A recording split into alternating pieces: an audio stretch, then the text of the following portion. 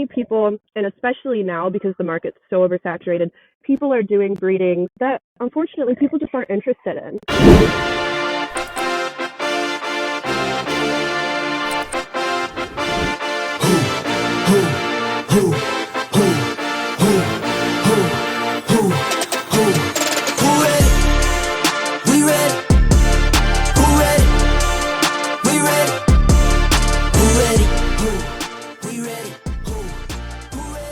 Welcome to Bully Girl Magazine podcast. This is Gigi, your host, and today we are with two guests that we love here at Bully Girl Magazine.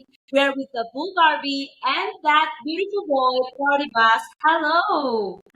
Gigi, thank you for having us again. We're so excited to be on. We're so excited to have you both here, and we're so happy to see you. How's everything going? Everything's going great. We're enjoying the summer weather here in Michigan. I love that. I can see that. I wish I was in summer weather too. So you're looking awesome. And today we're doing a video about 5 tips for bully breeders with our experienced Bull Barbie. You breed lots of bullies. Tell us the breeds you're related with. Yeah, so we mostly deal with exotic and micro bullies. We also breed English bulldogs and French bulldogs. We love that. And I love Party Bus. Party Bus is a nano bully? So Party Bus is actually a hybrid bull. So his dad is a French bulldog and his mom is an exotic bully. Oh my, and he's so gorgeous. And as Thank his you. name says, he is a Party Bus. Last photo of him I saw, he was on a jet ski, living his best life. He brings the party wherever he goes. He's gorgeous. We love to have you both back here. So let's get right into it. Let's go with tip number 1 for bully breeders. I would say the first and most important tip for anybody breeding and selling dogs is to always make sure you have a contract. It is so important, and you see so often on social media people asking, what should I do with this situation or with that situation? And I think it's really important to have your expectations laid out and understood in writing by both parties for any unforeseen circumstances. One I've seen lately is, what do I do for this pup back deal? And the mom only had 1 puppy. And I think that a lot of confusion and a lot of bad business practices can be cleared up with a simple contract outlining all expectations for all scenarios. That's super important because, as we all know, things can go many ways. It's nature, so yeah, you can't control everything sometimes, right? Yeah. It's just nice to have expectations on both sides understood and laid out clearly. So, there's no arguments down the road, and whatever happens, you already know what you're going to do in that situation, so it doesn't even need to be an issue. Absolutely. Are you nibbling hungry? on my fingers? Party Bus. Okay. So let's get right into tip number 2 for bully breeders. My tip number 2 is don't be cheap. There's no way to breed luxury dogs and be cheap about it. I think if you're going to go the cheap route, you're not going to get what you want. You're not going to get the quality that you want, and it's just going to end up with issues at the end of the day. This market is so oversaturated as it is. If you don't have top quality dogs, they're just not going to sell, So I think it's important for their health and their well-being and good breeding practices to spend the extra money. If you don't have the money to do a breeding, don't go the cheap route and go with a cheaper stud. Do what you're setting out to do and just make sure that you have the money to do it. Absolutely. And besides, you mentioned it, health issues, genetic testing.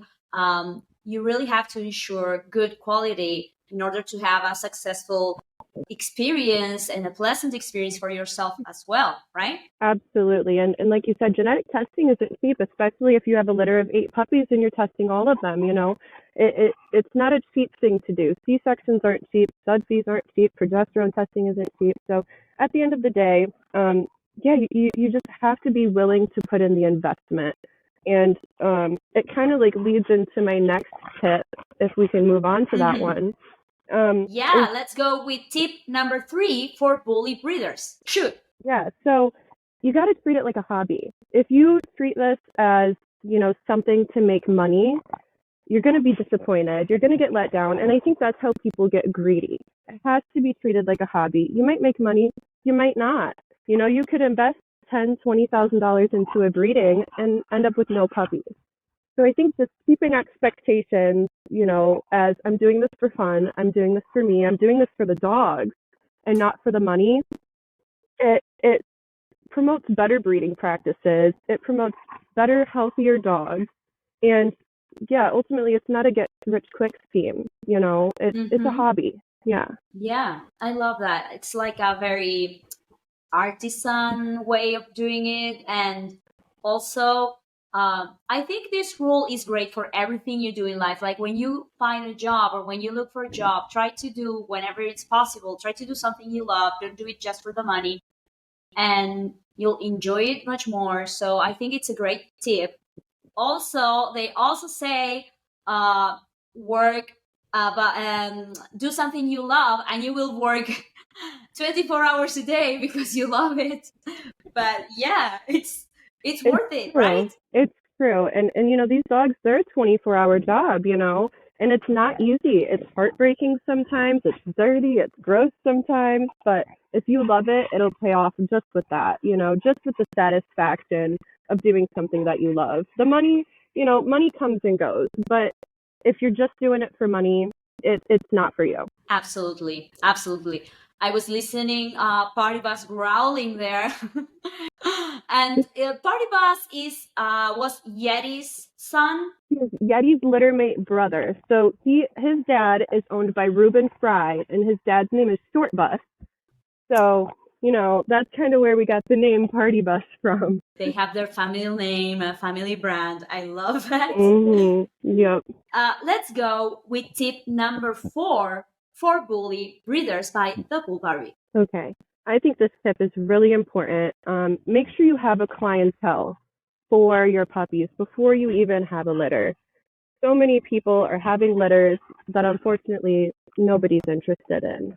If you don't have a clientele list or a waiting list for your puppies, a lot of the times you're going to end up sitting on them for a long time and sell them for less than what you want. And that it devalues the breed, unfortunately, and it oversaturates the market with probably dogs that just aren't top quality.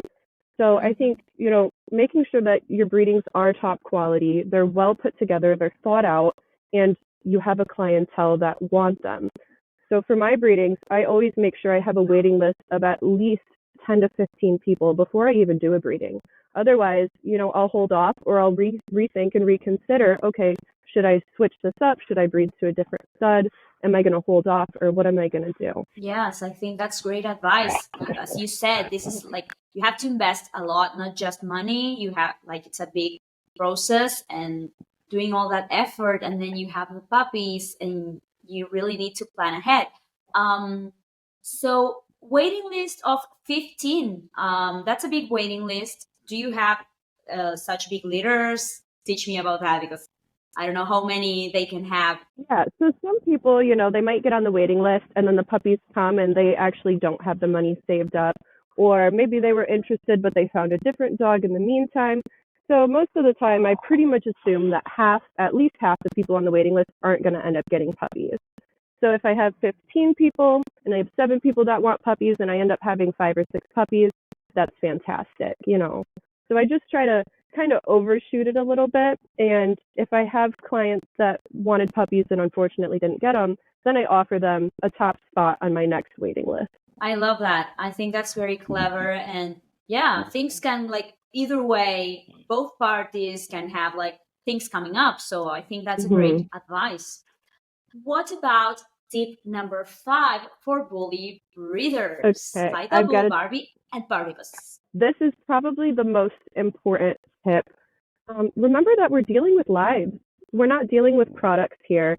And I think they all kind of tie together, treat it as a hobby, have a contract. The contracts aren't just to protect the buyer and the seller, they're to protect the lives of these animals.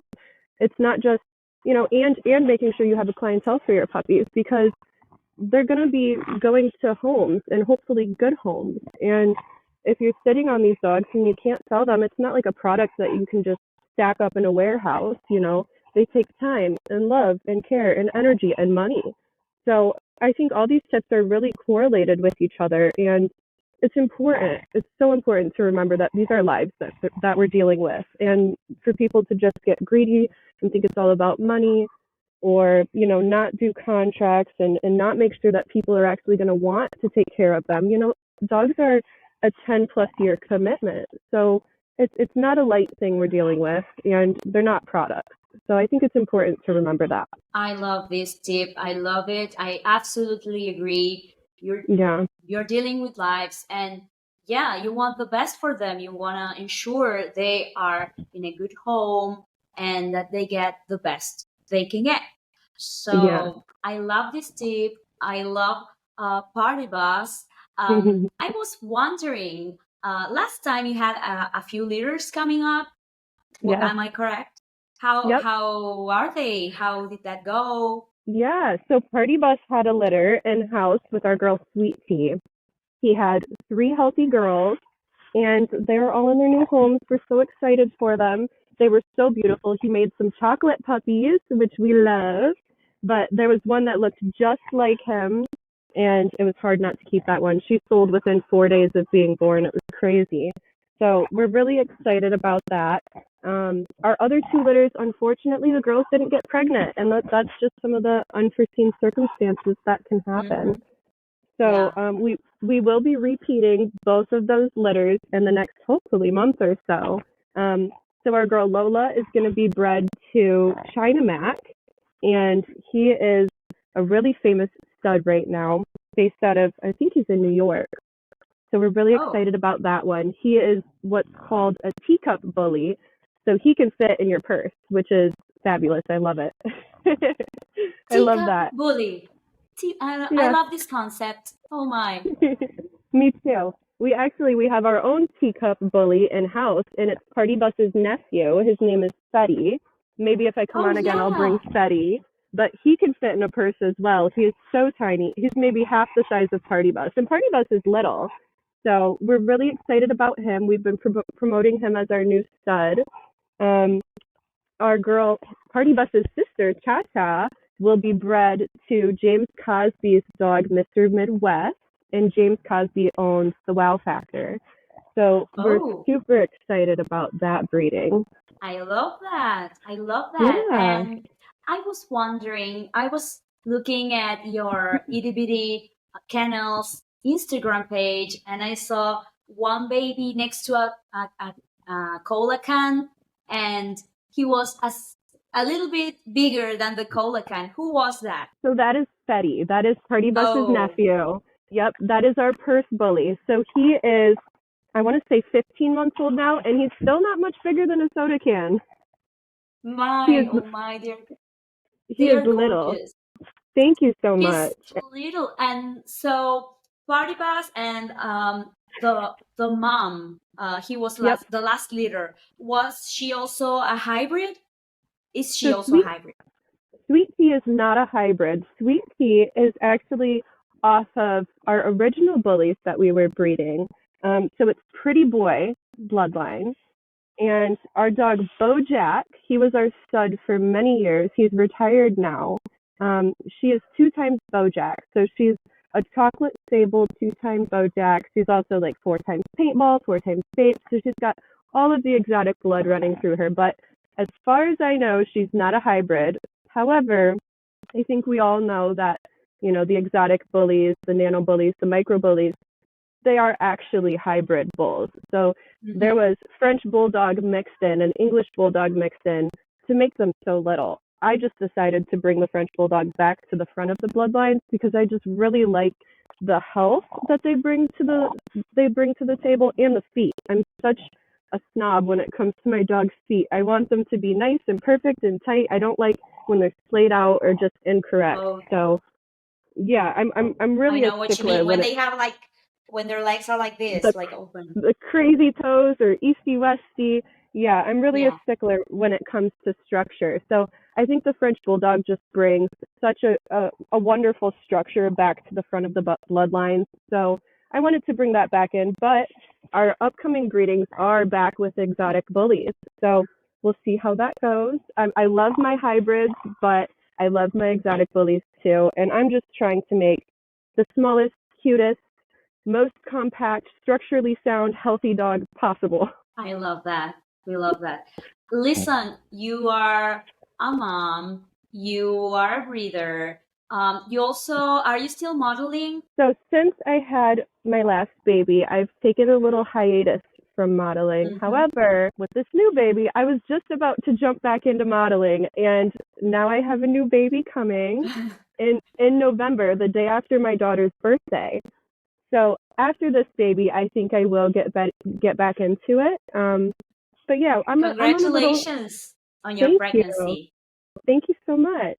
But yeah, I'm on a little hiatus from modeling right now. I'm not done completely. I will go back. And right now I'm actually in school, so I'm pretty busy all the time. What are you learning? What are you doing in school? Yeah, so I'm in school to be a tech developer. So I write code. Yeah, so hopefully I'll be coding AI really soon. Oh my. Oh my. Imagine the possibilities. AI, bullies, being a mom, so many things. Like, you know so much about so many things. And you will be having a Scorpio baby, I will right? be my second Scorpio baby. Wish me luck. I'm a Scorpio baby, so you will have the best time. I love it. Okay. So independent, so strong. Yeah, I love Scorpio. Thank you, Bull Barbie, for being here with us for the 5 tips for bully breeders. It's been lovely to have you back, you and Party Bus. Absolutely. Thank you so much for having us again. We love it, and we'd be happy to come back. We'll be waiting for you again with updates, and we wish you the best with your pregnancy and with all your projects. So, thanks for joining. Don't forget to follow Bully Girl Mag on Instagram. Visit BGM Warehouse to get some awesome Bully Breed apparel, and don't forget to purchase the latest issue of Bully Girl magazine. See you next time. Thank you, Bull Barbie. Thank you. Bye.